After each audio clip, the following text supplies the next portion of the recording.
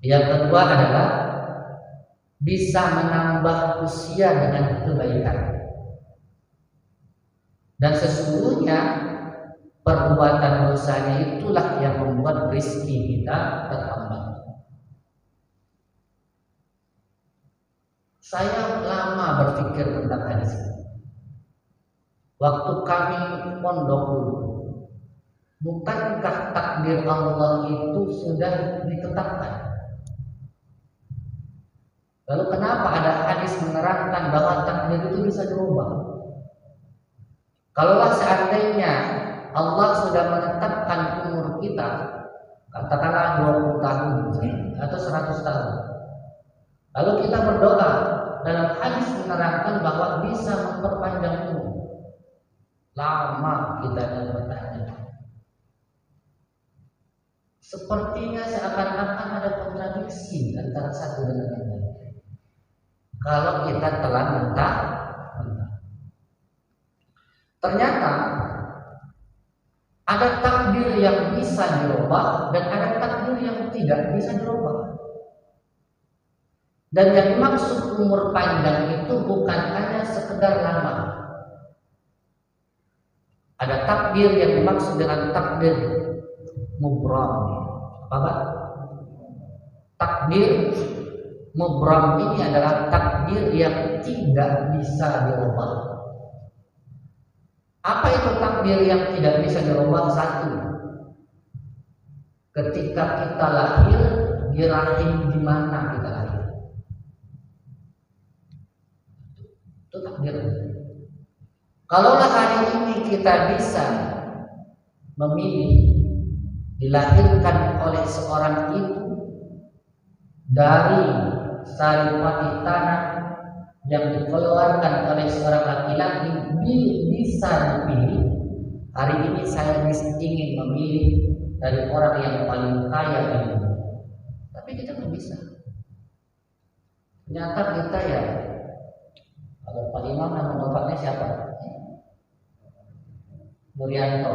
Bisakah bapak memilih dulunya lahir dan bukan dari Pak Murianto? Tidak bisa. Itu adalah takdir. Yang kedua, kapan kita meninggal? Sedangkan tadi hadis mengatakan bisa jadi berumur panjang dengan doa. Sedangkan takdir mubram ini adalah kapan kita mati sudah ditentukan.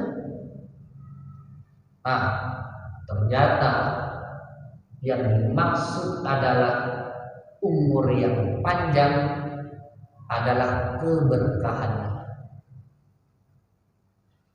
Saya pernah dulu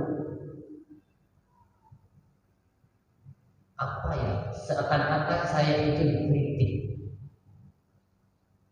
Karena di BMA ini ada satu nyanyi atau syair dari syairnya salawat di BMA. Ya Allah berkahi guru kami, panjangkan umur kami, gitu kan? Ada yang kritik, bukankah umur itu sudah ditentukan? Sedangkan dalam hadis doa bisa memperpanjang umur. Ternyata jawabannya adalah umur yang diperpanjangkan itu adalah umur yang berkah. Apa contoh umur yang berkah itu? Ada, katakanlah kitab ini, Syekh Al-Zarnuji almarhum, tidak ada lagi orang, sudah dimakan tanah, tapi namanya masih tetap ada. Imam Syafi'i tidak ada lagi orang, tapi dipanggil-panggil. Ada lagi ke atas lagi, ada Umar, Abu Bakar, Ali, ketemu Ali. Pernah saya. Ali bukan langsung. Ali syafaat. Ya kan? Tapi Ali yang dimaksud adalah Ali bin. Pernah kita ketemu tidak? Tapi panjang, yang maksud umur panjang itu adalah masih ada kebaikan yang bisa dicontoh dari umur. Itulah disebut dengan umur. Ada contoh satu lagi, wah saya nggak bisa seperti Ali, saya tidak bisa seperti Umar, saya tidak bisa seperti Syaikhul, saya tidak bisa sampai seperti ulama-ulama itu. Bagaimana memperpanjang umur itu? Salah satunya adalah kebaikan yang bisa dipakai selama kebaikan itu. Maka itulah yang disebut dengan umur yang paham. Nah, itu. Yang kedua, ada takdir mubram, termasuk takdir yang bentuk fisik kita. Itu tidak bisa dirubah. Jenis kelamin kita tidak bisa dirubah seharusnya. Walaupun hari ini sains bisa merubah, teknologi hari ini bisa merubah jenis kelamin. Katakanlah saya tidak mau ngomongin orang di belakang, saya contohkan ke Pak Imam langsung deh. Boleh?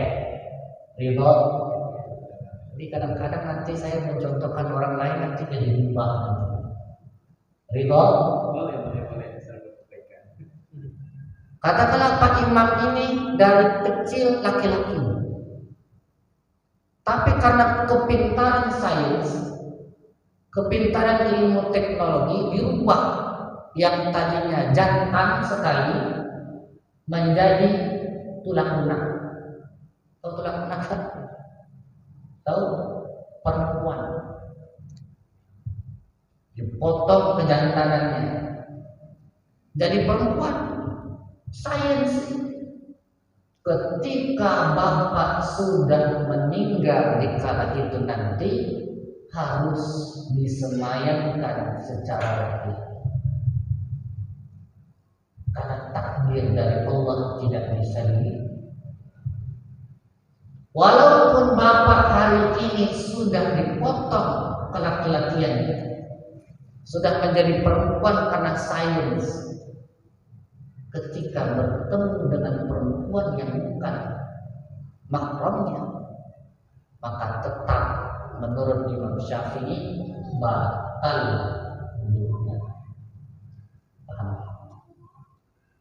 Oh, saya ini kan perempuan, saya boleh dong berteman dengan perempuan, padahal awalnya laki-laki, maka itu tetap haram.